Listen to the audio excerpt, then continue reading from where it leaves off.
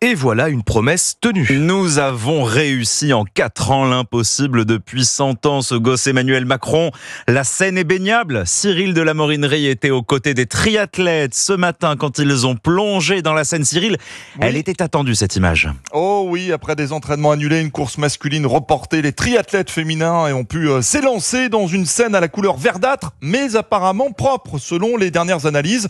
Les nageuses ont remonté le fleuve parisien au pied de la Tour Eiffel. L'image est superbe, mais l'investissement, rappelons-le, fut colossal. Près d'1,5 milliard d'euros pour construire des stations de dépollution.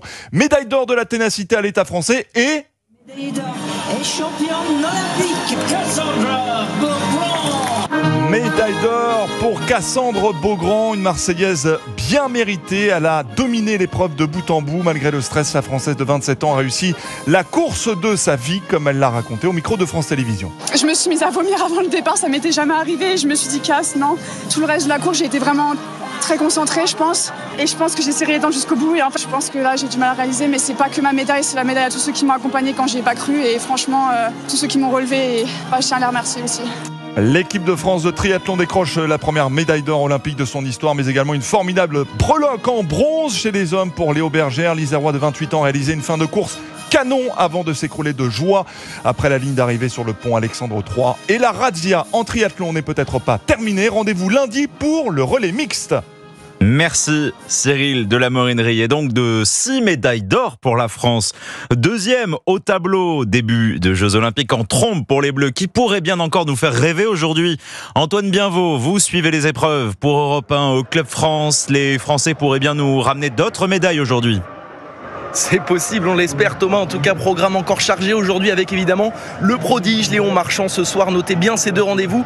20h35 la finale du 200 mètres papillon et 22h30 celle du 200 mètres brasse. Grande soirée de natation où l'on suivra aussi Maxime Grousset en finale du 100 mètres nage libre. Avant ça, autre chance de médaille cet après-midi en BMX avec Laurie Pérez et Anthony Jean-Jean, tous les deux en finale à partir de 14h45. Du judo également avec la quête de médaille de Maxime Gaël Nguia Pambou, qualifié pour les quarts de finale, ce sera en début d'après-midi. Déception en revanche pour Marie-Ève Gaillet, la judoka tricolore battue il y a quelques minutes en quart de finale. Autre rendez-vous important en handball, cette fois à 19h avec le 3e match des Français contre l'Égypte qui doivent absolument gagner après 2 matchs et 2 défaites sur les 2 premiers matchs. Et puis enfin au Club France, on suivra avec attention les 8e de finale de tennis de table cet après-midi des frères Lebrun. 15h pour Félix et 16h pour Alexis avec, on l'espère, une double qualification pour les quarts de finale. Merci Antoine. Donc judo, sabre, BMX, handball, tennis de table et les femmes du foot jouent contre la Nouvelle-Zélande. Et puis on suivra donc ce pari énorme du surdoué des bassins. Léon Marchand tentera de faire résonner à 2 reprises la Marseillaise ce soir. 2 finales à moins de 2 heures d'écart, 200 mètres papillon, 200 mètres brasse, un marathon que le nageur entend parfaitement gérer, Martin Lange. Il impressionne tous les connaisseurs depuis le début des Jeux Olympiques. Depuis dimanche soir, tout le monde ne parle que de lui, le roi Léon, stratosphérique sur 400 mètres 4 nages, repoussant tous ses adversaires à près d'une demi-longueur.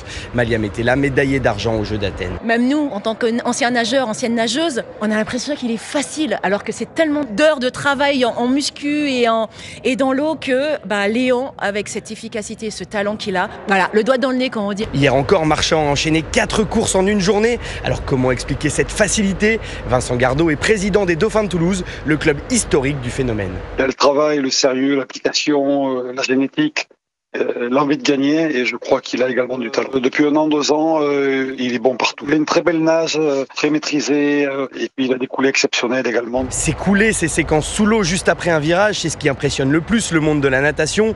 Il les a encore améliorées depuis 3 ans aux États-Unis avec Bob Bowman, l'ancien mentor de Michael Phelps, et elles lui seront bien utiles ce soir pour enchaîner 2 courses en un peu plus d'1 heure. 200 mètres, c'est terriblement éprouvant, c'est très long. Il s'est entraîné pour ça, c'est évident. Maintenant, personne ne l'a jamais fait. Est-ce qu'il va y arriver ? Je pense que s'il le fait, c'est qu'il a confiance. Léon Marchand qui pourrait devenir le premier Français à remporter 3 titres lors d'une même édition des Jeux d'été. Martin Lange, les yeux rivés sur les eaux pour la finale du 200 mètres papillon, ce sera à 20h30.